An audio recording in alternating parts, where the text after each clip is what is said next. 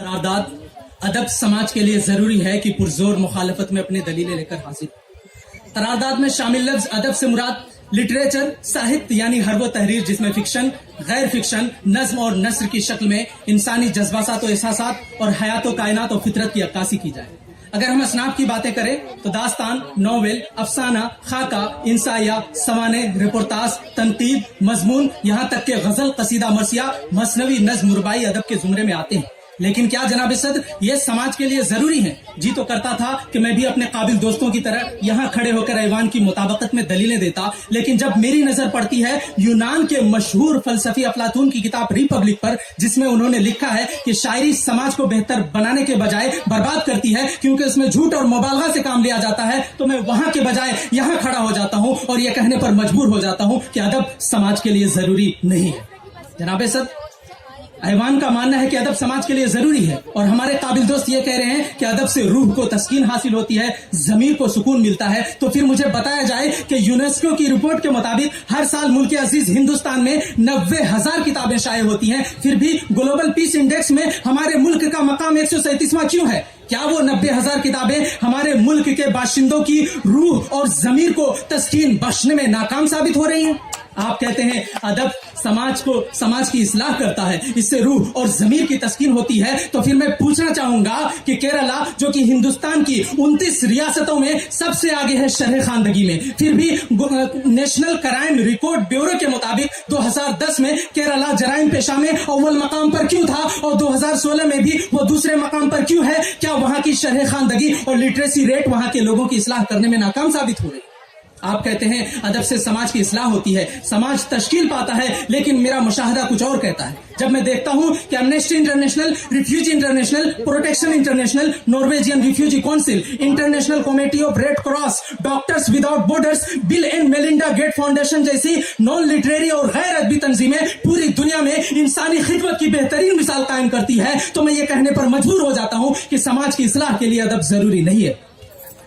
اگر ہم مذہبی رہنماؤں کی بات کریں تو دنیا کے بیشتر مذہبی رہنماؤں نے نہ ادب پڑھا نہ ادب سے انہوں نے مذہب کی تبلیغ میں کام لیا۔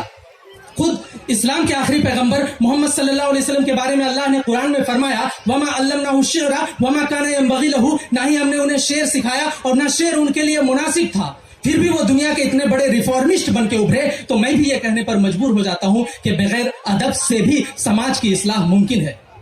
جب میں دیکھتا ہوں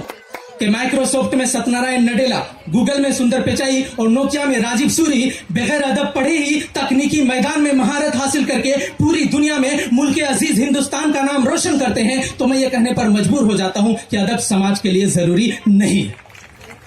آپ دیکھیں کہ فیس بک کی بنیاد ڈال کے مارک زکربرگ کم عمری میں ہی ملینئر اور بلینئر ہونے کا سہرا اپنے سر پہ سجا لیتے ہیں۔ Jeff Bezos online shopping portal Amazon کی بنیاد ڈال کے دنیا کے امیر ترین شخص بل گیٹس کو ٹکر دے دیتے ہیں، تو پھر میں کہتا ہوں کہ ادب کے بغیر بھی سماج کی اصلاح کی جا سکتی ہے اور سماج کی اور کامیابی حاصل کی جا سکتی ہے۔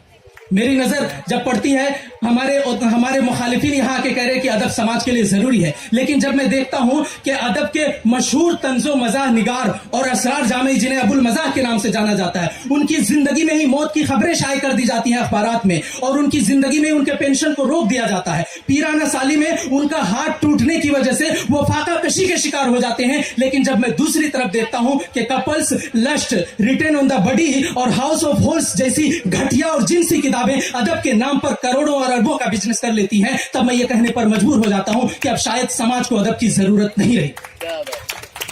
یو پی میں جب کلرکی کے لیے ریکروٹمنٹ کا اپلیکیشن نکلتا ہے تو میں دیکھتا ہوں کہ 400 سے زیادہ پی ایچ ڈی ہولڈر اس میں اپلائی کرتے ہیں، اور دوسری طرف میں دیکھتا ہوں کہ علی بابا جیسے آن لائن شاپنگ پورٹل صرف 85 سیکنڈ میں 7200 کروڑ کا بزنس کر لیتی ہیں، اور ہماری ادبی کتابیں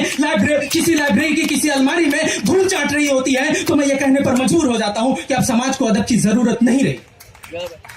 ادب کے نام پر جنسیت کو فروغ دیا جاتا ہے، جیسا کہ ہمارے دلاور فگار نے کہا ہے اب ادب بن گیا ہے وجہ معاش، ہم بھی عیاش آپ بھی عیاش۔ اور وہ زمانہ اور تھا جب بادشاہ وقت کے استاد غالب اور ذوق جیسے شعرا ہوا کرتے تھے، اب وہ زمانہ نہیں ہے، اب سماج کو ادب کی ضرورت نہیں رہی۔ اکبر الہ آبادی نے کہا छोड़ हिस्ट्री को और लिटरेचर को भूल जा, खा डबल रोटी कलर की कर खुशी से फूल जा। लिहाजा मैं ऐवान से दरखास्त करता हूँ जी। शुक्रिया।